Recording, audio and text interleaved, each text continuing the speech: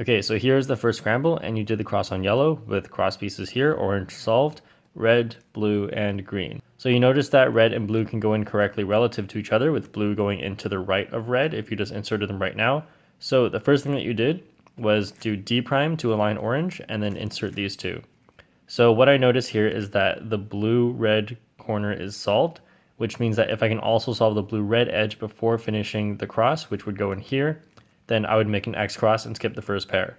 So the red-blue edge is back here, and it needs to do a double turn to go into the correct spot, of course, without breaking the orange edge. So this is actually very convenient because the green piece also needs to go in with a double turn. So what you can do is align the green with this blue-red edge, and then insert them together. Now once you align the cross, you'll have an X cross. However, that's just my recommendation and not what you did. Instead, what you did was align the cross and then insert green. But actually, instead of just inserting green, you notice that if you just inserted green, you wouldn't know where your first F2L pair is, but you noticed this corner and this edge. So that's good look ahead during the cross. So what you did, you didn't set them up in any particular way. You just took the corner out so that they would both be in the top layer. So then you just did this as your first case.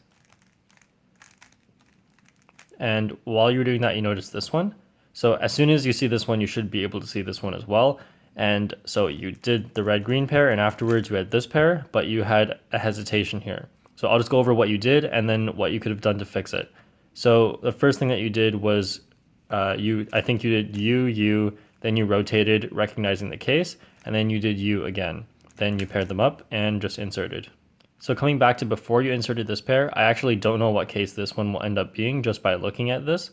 So you don't have to be able to predict exactly what case it's going to be, but you can predict whether or not you'll have to rotate. So this is a bit of an advanced technique, and I think a lot of people do it without realizing they're doing it.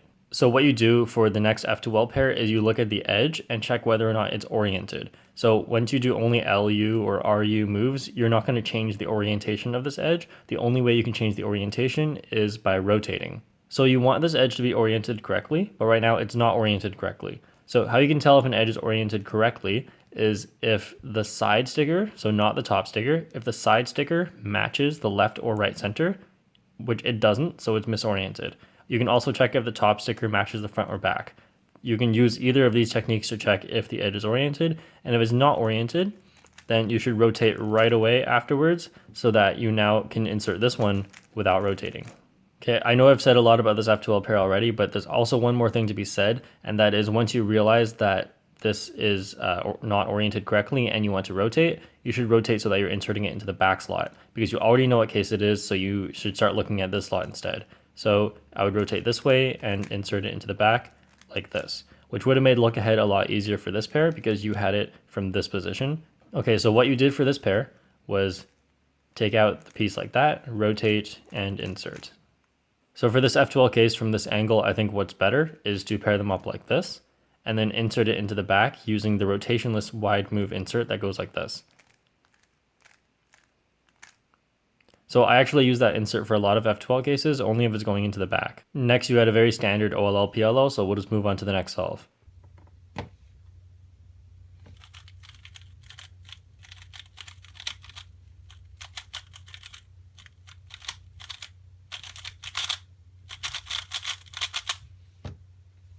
So for the second solve, you had a very straightforward cross on yellow. You had blue here pretty much done. Green and red can go in very easily, and then orange is up here. So you just did the most straightforward thing and aligned blue, put in green, put in red, and then inserted orange. So here, if you were able to look ahead to this part during inspection, you can insert this pair right now instead of doing it later, then do L2, then correct the cross here for green. And what you did here is insert orange, and then you inserted this pair by rotating and inserting it into the front. Now, I don't recommend this. Instead, I recommend inserting it into the back because that will make look ahead easier and also give you more open front slots. So you inserted it from here, and luckily we have this pair, which is easy to look ahead to. So now before we get to inserting this pair, I want you guys to see what pieces do you see here. So we have this piece, which is important, and we also have this edge that doesn't go with it. Now we don't know exactly what the other pieces are at a glance, so let's just insert this and see what we can find. Normally people fixate on corner pieces, so let's look to see if we can find where this edge goes. And we don't see it anywhere. But we do notice that this slot didn't change, it's still white, therefore it couldn't have been this one. So therefore it has to be this one. So even though this pair ended up being better, I think what was going on in the solve is you were watching this corner piece and you didn't find where the edge goes. So the first thing that you did was rotate. So I think that even if you didn't notice this pair, the best thing to do is to, if you're looking for a specific edge, be able to deduce where it goes, especially when this one is definitely not that edge, then you can quickly deduce it's this one. So instead of rotating here, what you can just do is pair them up at the back like that, and then insert with the wide move back slot insert I was talking about. So what you did instead was a rotation to be able to find this piece. Then you did this the best way possible after rotating. Then you did this pair. So very good from here. And then soon and you perm.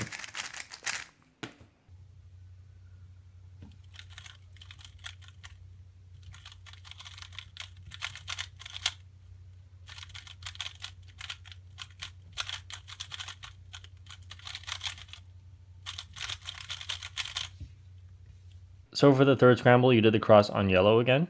And so we have the red one here, orange one going in opposite, and here blue is going into the wrong spot. So instead you inserted green for where that should go.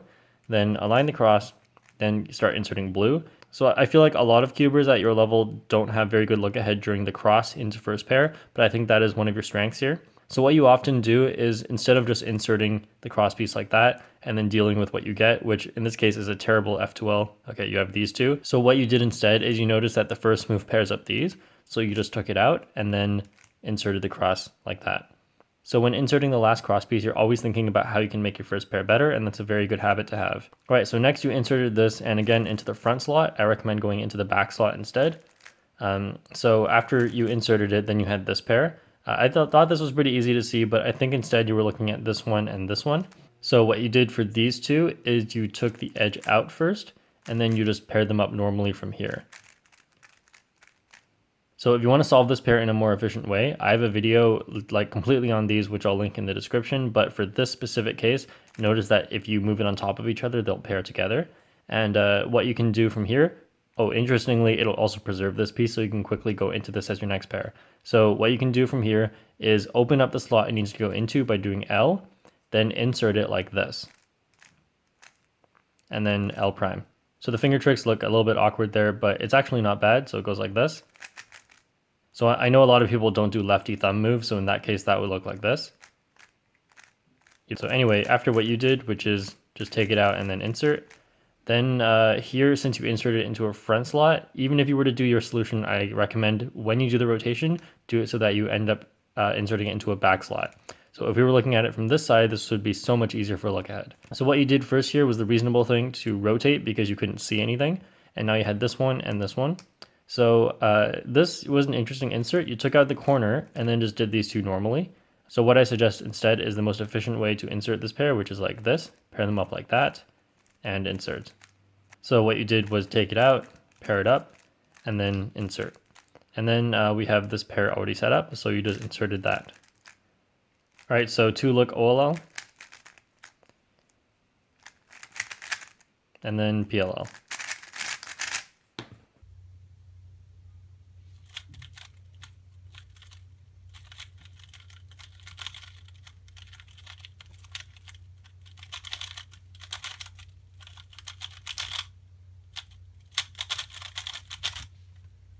So for the fourth solve, I don't think you did the cross very well. You did the cross on yellow and you had this red one already done. We have green here that can just go behind it, blue here and orange here. So it doesn't look super nice, but it's actually okay. The way you did it was almost the best solution. So here what you did was you moved red over so you could insert green, and you moved blue on top of green before inserting green so that you could set up blue. Now from here what you did was you just aligned the cross and inserted blue, then inserted orange. And going back, here you could have just inserted orange with one move and then inserted blue. So orange was set up here, but I don't think you noticed, or you just made a mistake. So you inserted blue, then you inserted orange like this. So you could have saved quite a few moves there. All right, so the first pair is this one and this one. So you set them up like that, then inserted. So the first thing I think I would have noticed here is this one. You noticed this one, which is also a good pair. But the reason I think I would do this pair first is because you don't want to change this corner orientation. So just imagine the corner was twisted in some other way. then this becomes a terrible case. But since it is happened to be twisted this way, then this is a good case. And by doing this pair right now, you have changed the corner orientation into a bad case. So again, how I would do this one is the same as one of the things that showed up in the previous solve, just mirrored to the right side. So this is a pair, it goes into here. So open up that slot, insert it, and then undo. Okay, so you did this one and this one first, and then you did these two. So what you did here was pair them up like that, and then insert into the back like this. So this isn't in any of my previous videos, but it's kind of a new insert that I've been experimenting with. So what you do is put the corner over here, and then notice that L prime actually will set these up. And you would have to rotate to insert, but actually what you can do is after the L prime, you can insert into the back like this with B moves, and then do L. So normally I don't suggest wide moves, B moves, or too many F moves because they make it harder for look ahead. But I think for this particular case, the pieces don't really move around very much since it is only 5 moves. So I feel like this is a pretty good insert. So again, a little bit faster. Okay, so back to what you did, paired this up, insert, then you had this one and this one. Pretty straightforward. Now to look OLL. And then another U-perm. That's 4 for 4 with U-perms.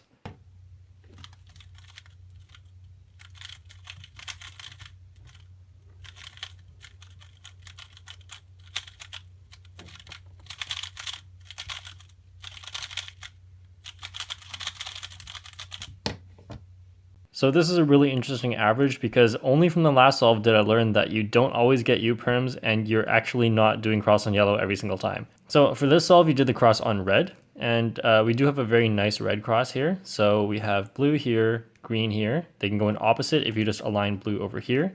And then we have white and yellow that will just go in like this. So that's a very easy cross, but notice that weird finger trick at the end where you have to do this.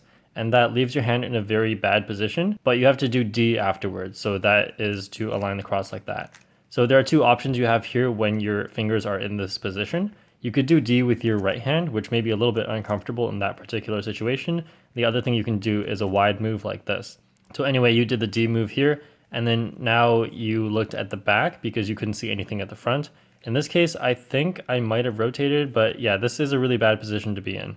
So you had this one and this one. If you had to look at the back, you should notice exactly what case this is, and instead of just taking out the edge randomly like that and getting a new case, what you should do is bring the corner over here so you can pair them up. So just recognize the case. If you recognize the correct case instead of just taking out the pieces randomly, then you can often save yourself a lot of time. So what you did was just take it out and then deal with a new case. Okay, then now we had some, you didn't happen to see this one, so in that case we have some bad cases again. We have this one, which I also think you didn't notice. So overall there was just a lot of look ahead problems during this solve. You noticed these two, and so this was kind of the same idea as the previous pair. So I don't know if you're doing a 50-50 on whether or not this will end up pairing up, which it did in this case, but it didn't in the previous case. But if you did know that this was going to pair up, then that's a good way to pair them up. Then insert it like this. Now you had this pair, again, another bad pair. Wow, this is a really unlucky solve. So then you also had this one and this one. Holy.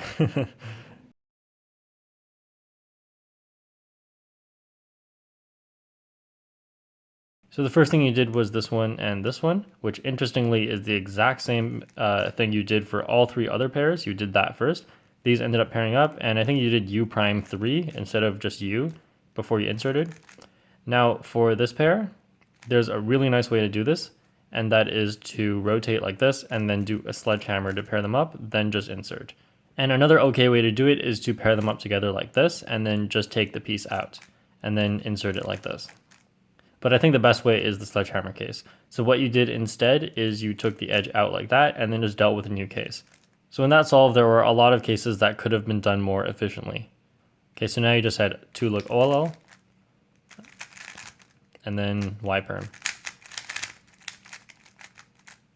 So one thing I really like about your solves is you're turning really slow but smoothly, which means you can still get really good times. Based on a lot of videos that I looked at from people who have sent me videos for critiques, the people around 10 to 14 seconds tend to turn very fast but with lots of pauses.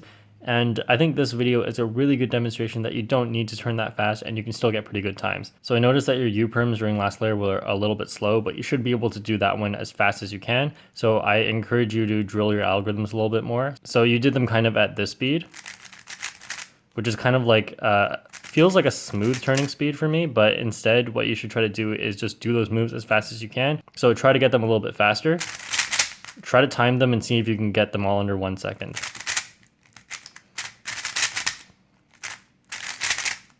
So also your look ahead is really good, and I think you can improve it even more by trying to insert into back slots more often. And also think about that idea I talked about in the first solve about looking at edge orientation to determine whether or not you have to rotate. It's kind of a tough concept to grasp at first, but I feel like if you keep that in mind, then you'll be able to just tell without thinking too much about whether or not you'll have to rotate for your next pair. Also, besides these points, I don't think I have any more overall tips for you. I think all of the individual tips that I've given during the critique are good enough. And the reason I think that is because your solves are overall really solid and you do some really good habits. So I think if you continue with your habits of your slower turning and good look ahead, then you could get a lot faster. And also if you learn full OLL, I think your times could go down by about a second. I'm not sure exactly. Another thing you can do is improve your F2L a bit more because everyone has room to improve in F2L. So you can either work on your look ahead because I noticed some hesitations. Your turn speed is very good, but try to do that completely without pausing. And I think you could get definitely sub 12 averages, even with 2 look OLL. All right, I hope you guys learned a lot from Isaac's solves. I think these solves are a really good example that if you turn slower, you can still get really good times. So I know that some faster cubers are able to show examples of, hey, I can turn slow and still get really good times, like sub 12, so sub 11.